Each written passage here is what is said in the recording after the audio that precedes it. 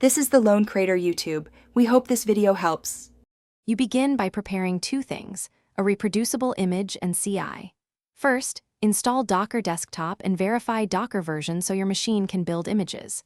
Once done, create a GitHub repository and enable actions. Add any required secrets, for example, registry token. Now add a Docker file at the project root that defines build steps and a minimal GitHub Actions workflow file under GitHub/workflows/sci. IML to trigger on push. This starts the automated build pipeline. You now implement the middle, build, tag, and push. Configure a job that runs docker/setup builds and docker/build push action at v3. Set context to / and point to your Docker file so the exact image is produced. Make sure to tag with GHCR.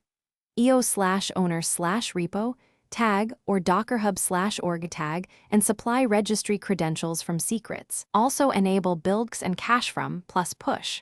True to reuse layers and speed subsequent builds. This reduces failure. You finish by deploying and validating the pipeline.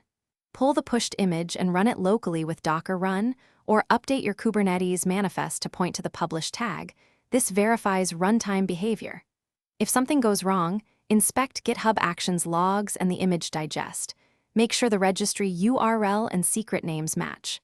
One key troubleshooting step: rotate or re-enter registry tokens and confirm permissions. Because most push failures stem from credential or scope mismatches, fix those first. Thanks for watching. Consider subscribing if we helped you.